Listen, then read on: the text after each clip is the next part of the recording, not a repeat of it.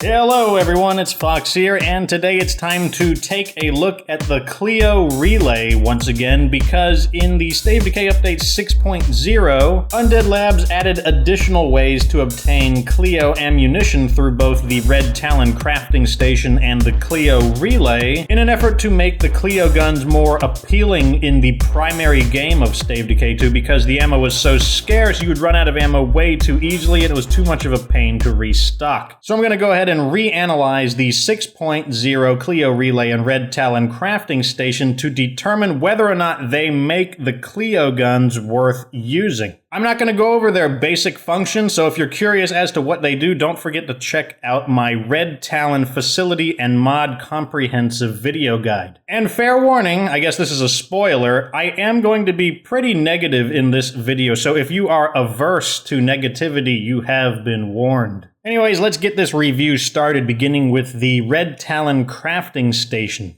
This is a facility mod that you unlock by playing the Daybreak game mode, and then you'll have to buy it in the base game for an additional 2,250 prestige points, which represents about 2 hours of grinding time, because you get prestige points, or PP for short, at a rate of about 1,000 per hour in the Daybreak game mode. This mod does not have a specific facility requirement. You can put it wherever you want as long as a slot is available. And you'll see down here there is a brand new option called Craft Clio Ammo, and it's going to give me plus 48 Clio ammo packs for 64 prestige points, 2 ammunition stock, and 3 scraps of circuitry. And also take note that it's not instantaneous like an ammo press. It's going to take me 6 minutes and 40 seconds, and that's with maximum morale in order to construct these. These are not the base values either. You can see I have 2 bonuses, Knowledge of Electronics and Munitions, which are reducing the amount of circuitry I have to spend, as well as increasing the amount of ammunition I'm gaining per use.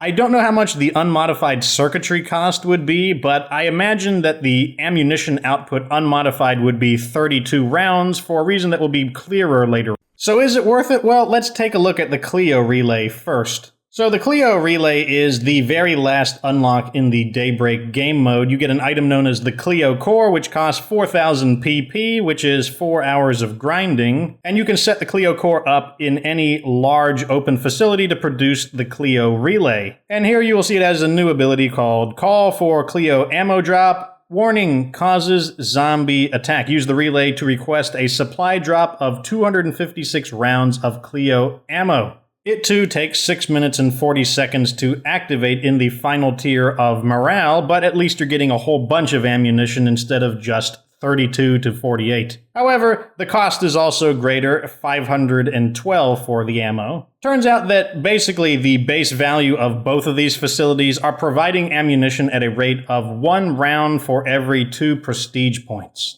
To get the ammunition, you'll need to activate the ability and wait the associated amount of time during which your base will have maxed out threat. When the facility does activate, it will always trigger a special kind of siege, a Clio siege, which is kind of a extra difficult siege. But after you destroy the siege, you will get a random Clio drop that will appear somewhere relatively close to your base. Make sure you have 8 inventory slots available or a vehicle that can handle the additional slots, because you will be getting 8 packs of 32 ammo when you get to the drop site. So now that you know how they work, this is the big question. Is it worth it? Is 2 prestige points per round of ammunition, or in the case of the bonus, 1.3 prestige points per round of ammunition, is that worth it to use the Clio guns? And my answer is no.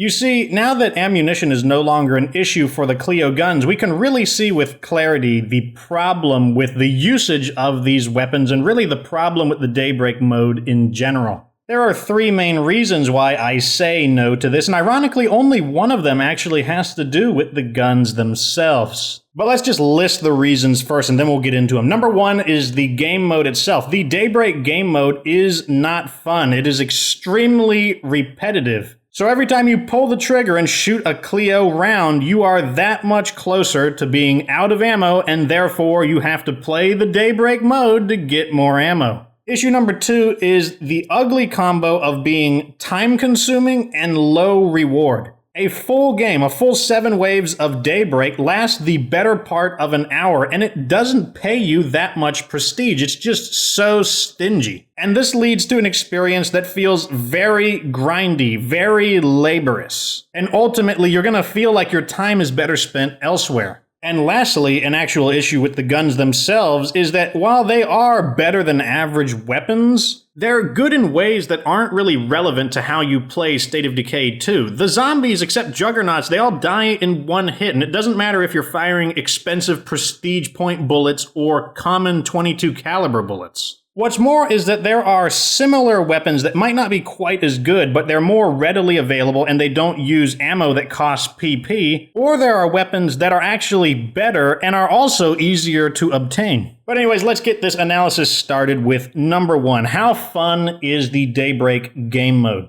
Let me preface this by saying I have a lot of experience with grindy games, having played hardcore MMORPGs like the original EverQuest since their heyday. Currently, I play Warframe, a game that is pretty much all about grinding, so I have a lot of personal experience in this. And one of the most important things about a game that is about grinding is that there are a variety of different kinds of grinds for you to do, so it's not literally the exact same experience. This is exactly what Daybreak is. It is the exact same experience every single time. It is the same map with the same walls, with the same objective to defend, with the same weapons, with the same zombies. The zombies even attack in the exact same compositions every single time. Wave 3 will always introduce your first Juggernaut, and Wave 4 will always introduce your first Plague Juggernaut. The only thing that changes is the types of allies, the skill levels of the other players that are in the game.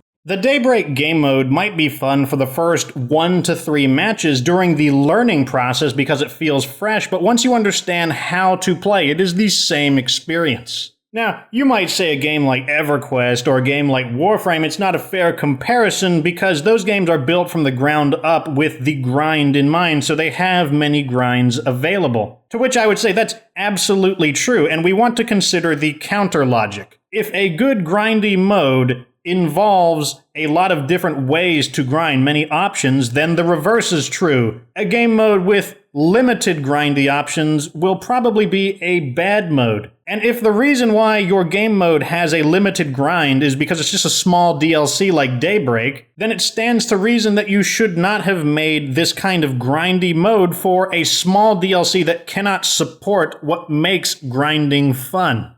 Daybreak plays to its weaknesses rather than to its strengths. In addition to this, the Horde mode genre has been around for a little while. It is nothing new, and the Daybreak Horde mode does not do anything to advance or innovate on the Horde mode genre. What's even worse is that it doesn't even add some kind of State of Decay 2 spin on it. If we're going to be in this game mode for an hour, why can't we do something like build facilities or customize the barricade? Why can't we gather resources in between waves and do State of Decay things in a State of Decay themed Horde mode?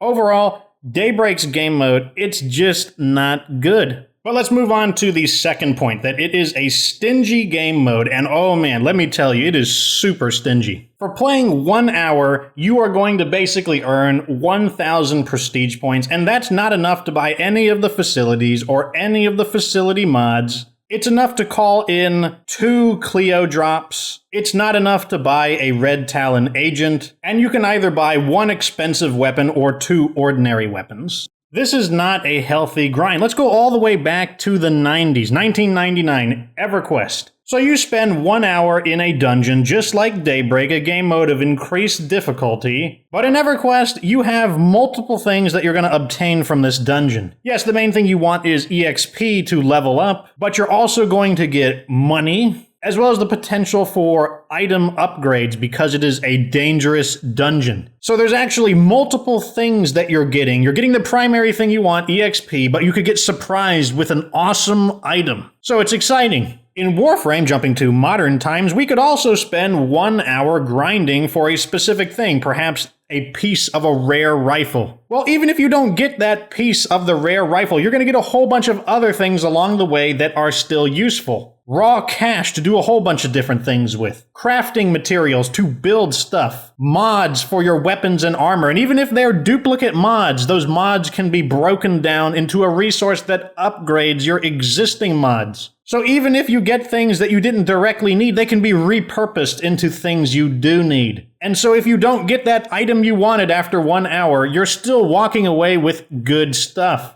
In Daybreak, all you have is 1,000 prestige per hour. That is it. And that is not a very good rate either. There are so many better things you could do with your time than grind Daybreak for 1,000 prestige an hour. This is especially true if you fully unlock the collection. They need to give you like 4,000 to 5,000 prestige per hour if you've unlocked the whole collection. I don't understand why they insist on making this mode so senselessly grindy in a very repetitive mode where it's the same game every single time. Once again, this is an example of how Daybreak plays to its weaknesses rather than its strengths within State of Decay 2. Finally, let's talk about the Clio weapons themselves. The problem with the Clio weapons is that every time you pull the trigger, you get a step closer to having to go back into the Daybreak mode in order to farm PP to get more ammo. And the weapons, while they are above average,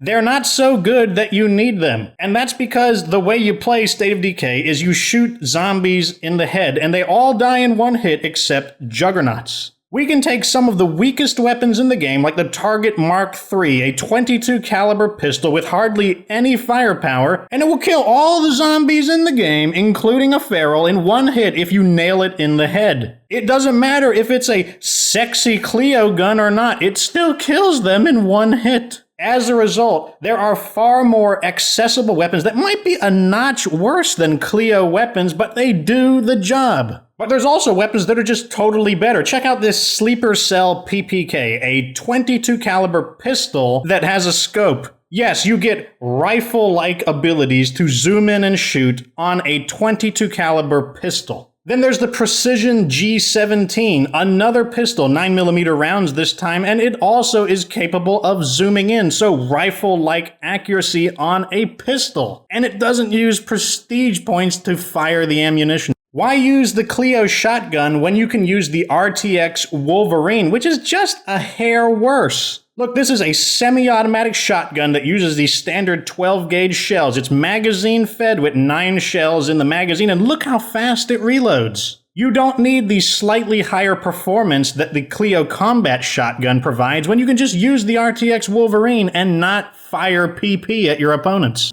Want an assault rifle? How about the RTX Stormbringer? Semi-automatic burst fire, fully automatic with a massive 61-round magazine. And no need to shoot PP, you can just shoot 7.62mm rounds. Sure, the Clio versions reload a little bit faster, but is it worth it to play Daybreak to reload a little bit faster when you've got this perfectly good RTX Stormbringer? What about the mighty Clio Heavy Sniper, though? This actually is a really good weapon. It is the Clio version of a .50 caliber heavy sniper rifle, allowing you to kill Juggernauts in 4 to 5 shots. Well, my friends, allow me to introduce you to the B50FG, a fully automatic .50 caliber assault rifle that can fire either fully automatic or semi-automatic. This just deletes Juggernauts, and it's actually easier to obtain than the Clio Heavy Sniper. You can get one for 1,500 influence from a mysterious wandering trader. I actually recommend buying as many as you can get and equipping all of your community members with them. And as a result, when zombies attack your base, they will just be disintegrated by a .50 caliber automatic fire. So are you seeing what I mean? There is no reason to use the Clio weapons when you've got these perfectly good alternatives that are either better or just a little bit worse. And many of them are not very hard to obtain. They're much easier than grinding the Daybreak mode for the Clio weapons and their ammo. In conclusion, the 6.0 update allowed more ways to obtain Clio ammo, resolving the problem of Clio ammo scarcity, but ultimately what that has really done is clear all obstacles out of the way so we can see with clarity what the true problem with Clio weapons are, and that's that you have to play the painfully boring, tedious, and stingy Daybreak game mode. a mode that is not well supported due to it being extremely repetitive with no variety, and is needlessly stingy with its rewards, and yields you weapons that are better than average, but not needed. So I conclude that the answer is no. The Clio Relay is still not worth it, the Red Talon Crafting Station is still not worth it, and the Clio guns are still not worth it. But now I'm passing it over to you. I want to know what you think. What is your take on the Clio weapons and the Daybreak mode itself? Do you have fun playing Daybreak? Maybe you see something I don't. Leave me a comment and let me know how you feel. Like this video if you found it interesting or helpful. Subscribe to my channel for future State of Decay 2 content. And of course, remember that you don't have to be good to get good.